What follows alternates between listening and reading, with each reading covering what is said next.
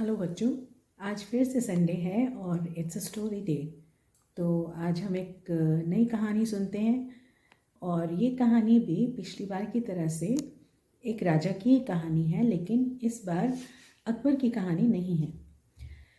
एक राजा जिनको अब क्या बताऊं, एक ऐसा राजा जिसको राजगद्दी पे तो बिठाया जाता था, लेकिन 5 साल के बाद उसको एक जंगल में छोड़ के आ जाते थे।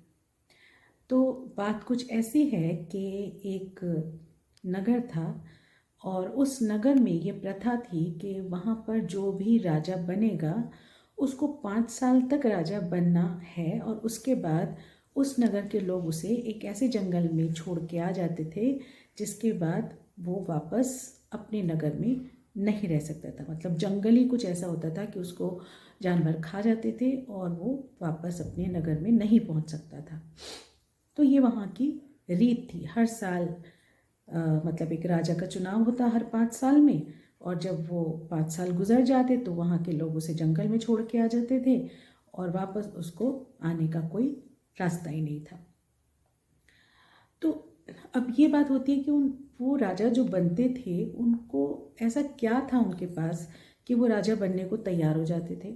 न बनते, लेकिन फिर भी राजा बनने का सुख जो था, मतलब महल में रहना और अच्छा खाना, अच्छा सब कुछ वो उनको इतना ज़्यादा अट्रैक्ट करता था कि वो राजा बनने को तैयार हो जाते थे। ये कोई नहीं सोचता था कि अगर 5 साल जब बीतेंगे तब उनको ये नगर भी नसीब नहीं होगा।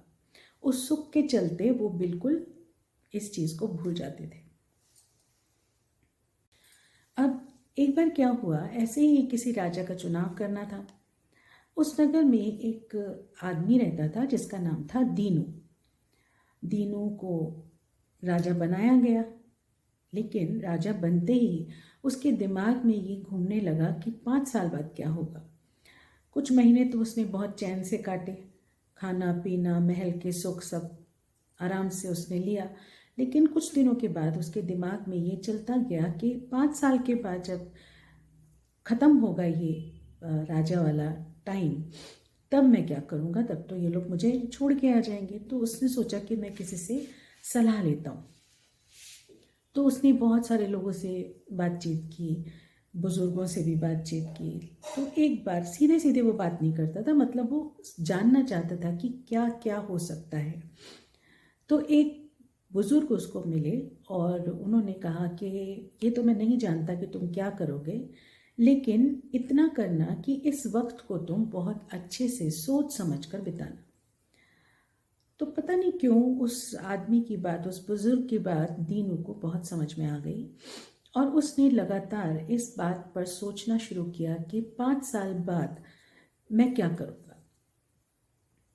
कुछ दिन और निकले तो उसने अपने सिपाहियों को बुलाया और कहा कि वो जो जंगल है आप जाकर आओ और देख कर आओ कि वहाँ पर ऐसा क्या क्या है। तो सिपाही वहाँ गए और वहाँ जाके देखा, वहाँ का मुआयना किया और वापस दीनू के पास आए और बोला कि राजा जी वहाँ पर बहुत सारे जानवर हैं, एकदम जंगल जैसा माहौल है और लोगों के कंकाल पड़े हुए हैं। शायद वही राजा थे जो ऑलरेडी मर चुके थे वहाँ पर जाकर, तो ऐसे ही कंकाल पड़े थे और बड़ा ही डरावना सा है वो जंगल। तो उसको समझ में आया कि हाँ जंगल है तो डरावना तो है।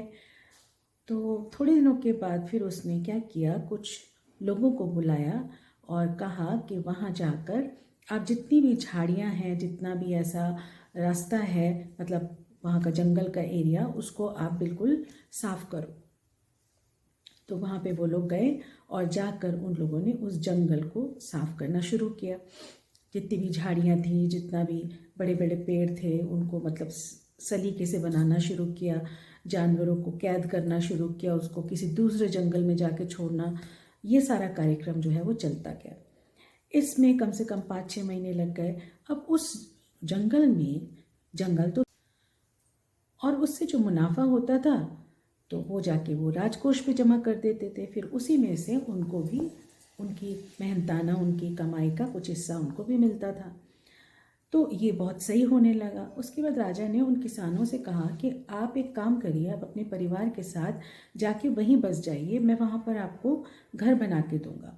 तो उसने कुछ लोगों को भेजा वहाँ, और वहाँ पर घर बनाने के लिए का काम शुरू हो गया। घर बने कुछ अच्छे वाले, और जब कुछ एक घर बन गए तो उसने 10, 12, 15 किसानों को बोला कि आप वहाँ अपने परिवार के साथ जाइए और रहिए। तो खाने की तो कोई प्रॉब्लम थी ही नहीं कि वहाँ पर सब कुछ उगने लगा था। तो वो लोग वहाँ पे जाके रहने लगे, बहुत अच्छे से उनका घर बनाया गया, बहुत सुख सुविधा भी वहाँ पे डाली गई, खाना पीना भी काफ़ी था। और जब वो लोग वहाँ पे बसने लगे तो राजा ने फिर वहाँ पे पक्की सड़क भी बनवा दी। जब पक्की सड़क बनवा दी तो वो जगह जो कभी एक बिल्कुल ही बेकार सी जंगल जैसी अजीबोगरीब जगह होती थी, अब वो जगह बहुत सुंदर हो गई। वहाँ पे लोग जाकर रहने लगे तो वो एक गांव जैसी बस्ती हो गई। लोग बाग उसको पसंद करने लगे, वहाँ जाने लगे, वहाँ घूमने लगे, वहाँ पर व्यापार होने लगा। मतलब वो जंगल ना रहकर अब क्या हो गया, एक अच्छा छोटा सा गांव जो है वो वहाँ पर बस गया, बहुत अच्छा सा गांव। और ऐसे करते करते वहाँ 5 साल के अंदर ने दीनू ने सारी की सारी जो सुविधाएं होती हैं एक जगह रहने के लिए, वो सब के सब वहाँ पर बना दी। अब जब 5 साल बीत गए तो दीनू का भी टाइम आया कि अब उसको राजा की पदवी से निकलना था। तो जब राजा की पदवी से निकला तो उसको वो लोग जो गांव के लोग थे, नगर के लोग थे, वो उसे जंगल में छोड़ने गए। अब वो जंगल तो था नहीं, अब वो तो बहुत अच्छा सा एरिया बन चुका था, बहुत अच्छा सा गांव बन चुका था। तो उसे कुछ परेशानी ही नहीं हुई, वो जाके वहाँ पर बहुत आराम से रहने लगा। और वहाँ के लोगों ने दीनू को उस गांव का राजा बना दिया। अब उसे कोई परेशानी नहीं थी, कोई डर नहीं था कि जंगली जानवर खा जाएंगे या वो कैसे रहेगा, वो मर जाएगा या ऐसा कुछ भी नहीं था। वो भी अपने परिवार के साथ जाके वहाँ पर आराम से रहने लगा। तो कहने का मतलब क्या, इस कहानी का मतलब क्या है? इस कहानी का मतलब है कि जब हमारे पास कोई परेशानी आती है, कुछ परेशानी होती हैं जो हमें बहुत ज़्यादा हिला देती हैं, बहुत परेशान कर देती हैं, लेकिन अगर उस परेशानी के वक्त में भी हम अपनी उस प्रॉब्लम को बहुत ध्यान से सोचें, तो घबराने की जगह बहुत ध्यान से सोचें, तो कहीं ना कहीं उसका सॉल्यूशन, उसका जवाब हमें मिल जाता है। और साथ में जैसे दीनू ने कहीं अपनी इतनी बड़ी परेशानी को सॉल्व किया, इतनी बड़ी परेशानी का हल निकाला, वैसे कोई भी निकाल सकता है। अगर वो उसको न सोचता, अगर वो उस चीज़ को न समझता पहले से ही, तो शायद आज वो भी और राजाओं की तरह से मर गया होता। लेकिन चूंकि उसे ये मालूम था लेकिन ये नहीं पता था कि क्या करे, उसने उसको सोचा, उसको समझा, उसको एनालाइज किया, तब जाके उसको लगा कि हाँ ये हो सकता है, इसको किया जा सकता है। तो आज की कहानी की शिक्षा ये है कि हमें कभी भी अपनी किसी परेशानी से घबराना नहीं चाहिए, बल्कि उसको बहुत ध्यान से सोचकर समझकर कोई काम या कोई कदम आगे बढ़ाना चाहिए, तो हम कभी भी हारेंगे नहीं। Okay, and bye bye, see you next Sunday with a new story.